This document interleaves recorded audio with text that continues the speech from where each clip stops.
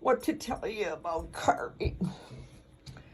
This one here is the Cantus. You can tell it because it has the holes in it, three-dimensional. Very much like the Rosemalling painting. In Norway, they used to do a Cantus carving with all this flourish. And also the Rosemalling painting. Next to it, we have a piece here that's done in what we call coal roasting. A small scratching into the surface of the wood. Then they would rub things like coffee in it to help highlight the design. These pieces here are weaving of birch bark.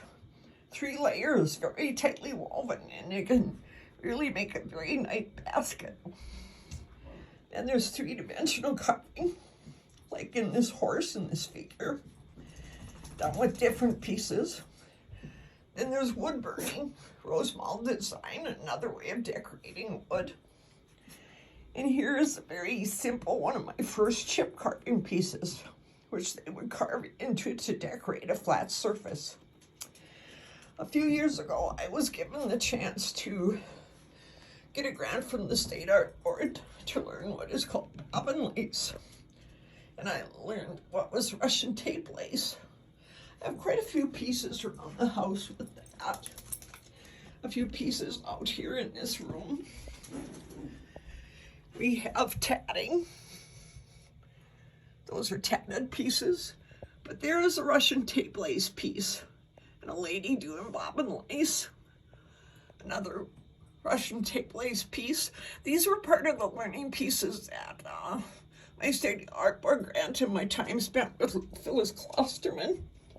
She taught us to do a lot of pieces. Here's a piece here that we learned Russian tape lace that took, and you can see the white gimp thread that goes throughout it. Here's something called La Forgeold, which is tramp art. When a person would go from farm to farm and they would ask the farmer to let them to stay overnight, have a free meal, and then they'd make something for them out of wire. Here's another piece of the bobbin lace, Russian tape lace. And then we have pieces of what we call hardanger. And you can see Mr. and Mrs. Troll there. They were made out of needle felting. Very cool, one of the more modern things that I have around here. I have a collection of all kinds of little glass things and people, and my carved purse, one of my first carving projects I did. 3-dimensional carving of these figures. Now some tape lace and some more glass pieces. There's another tape lace piece. Some of these pieces I got when I was in Norway.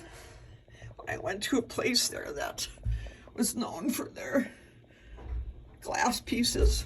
And I also have a collection of chickens. Chickens are quite known for the Scandinavian people that would collect them. And I also have a love of figures and paintings and things by Carl Larsson. Carl Larsson figures like this young man, that lady and the baby in her arms, and that little girl knitting, that little angel with the red, my Viking chess game. But also in my house, you'll see a lot of different weavings. This one sort of has stripes that makes you think of Rutevik. Very much like the Southwest Indians, but it's a Scandinavian weaving project. I have other weaving projects throughout the house. Way up there on top is a painting that I got first place in Wahpeton Art Show.